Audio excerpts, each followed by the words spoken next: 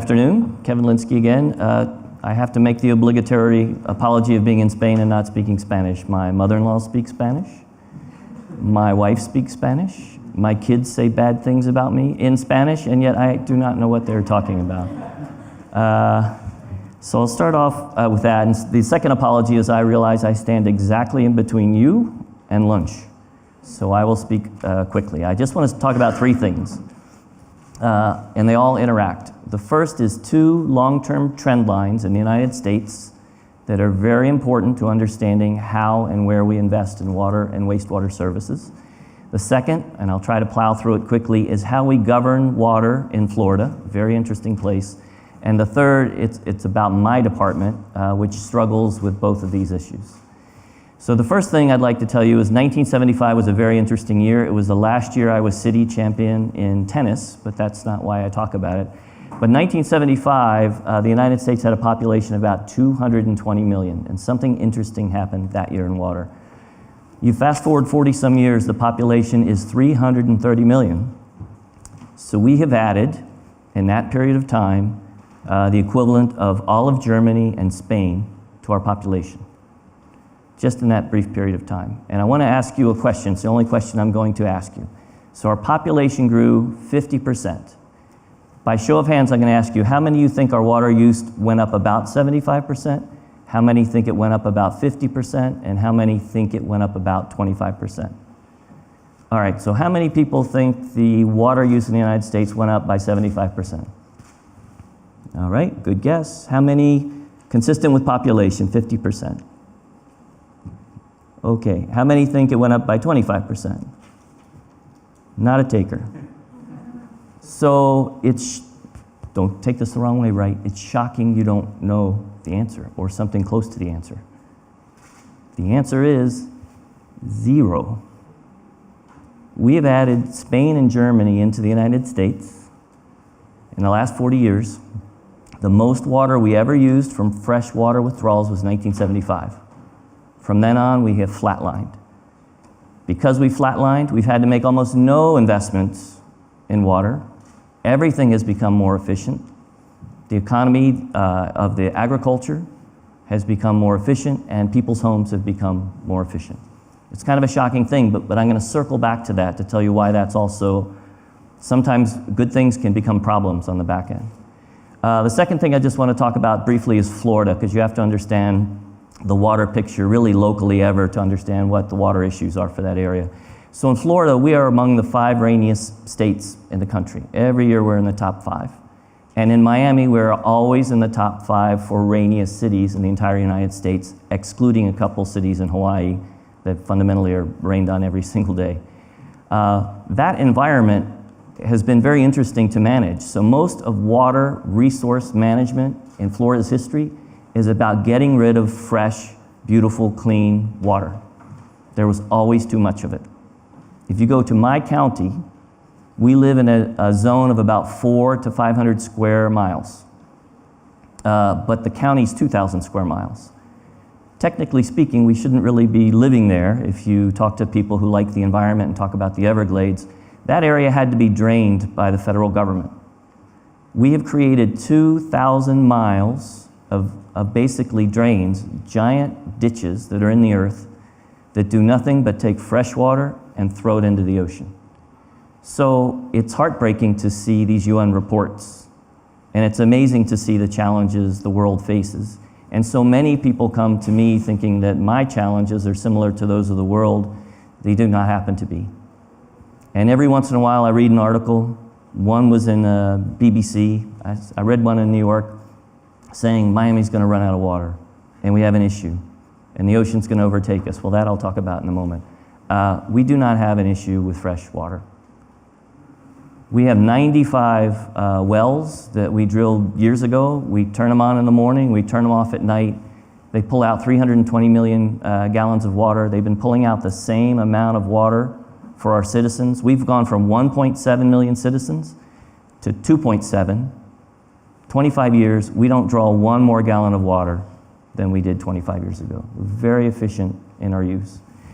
But where it becomes more of an issue is the state actually governs how much water we can draw.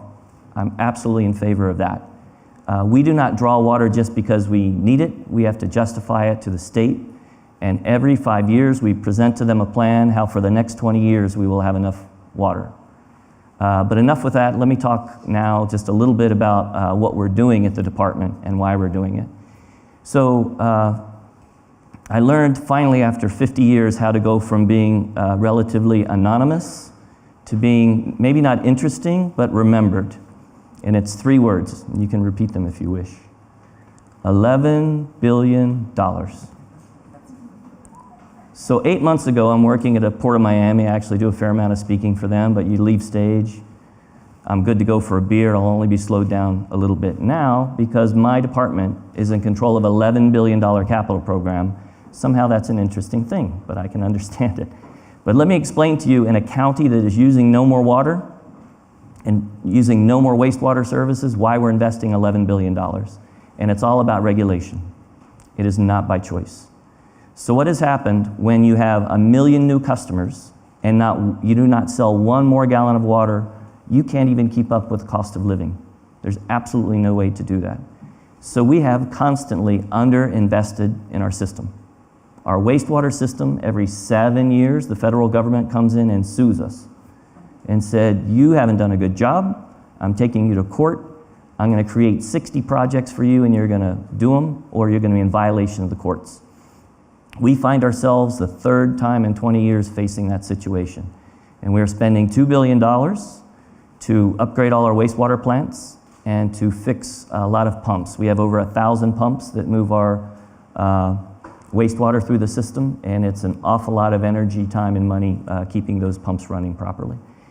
The second big piece of the capital program is legislation. And this legislation, so I'm not in Florida, so I'll tell you what I think of the legislation, because in Florida I can't really tell you what I think of the legislation. It tells us that by 2026, we no longer can take our treated wastewater and put it 3 miles out into the ocean, where it hits a strong current, and 96% of the time it just goes straight out to sea.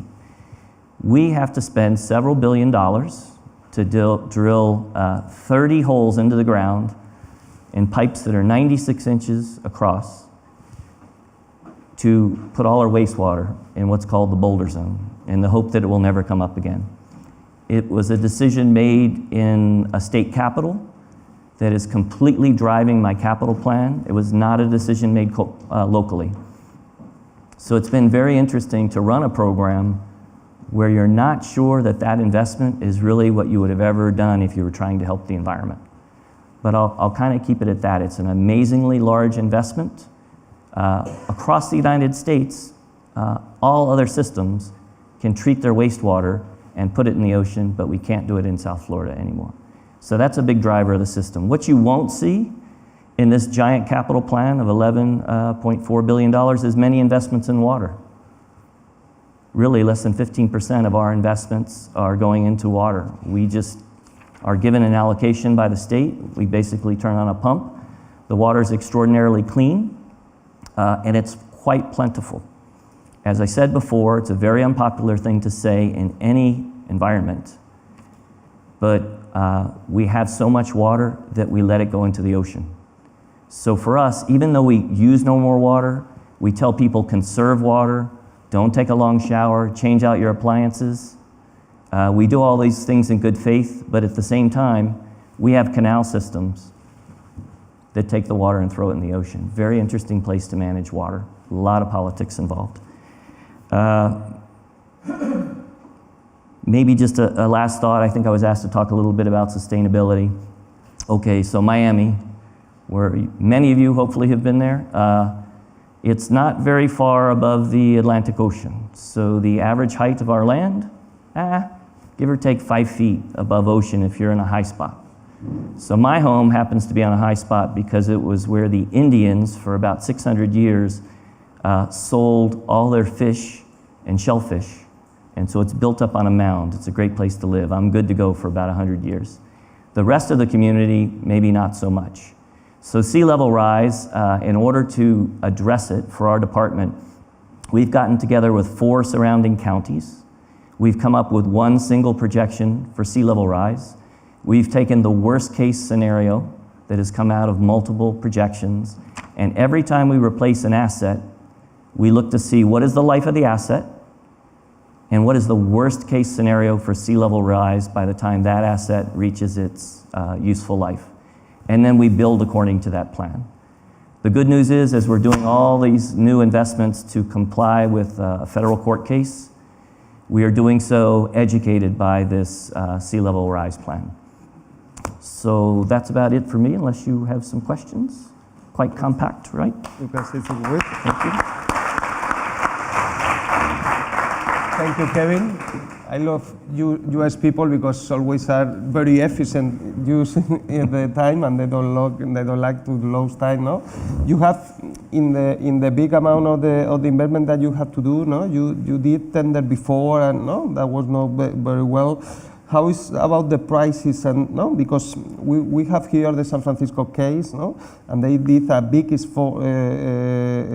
in the prices, and they empower the people and try to implicate the society. How is the problem now in Miami, and the people is concerned that the price has to reflect the scarcity? Or?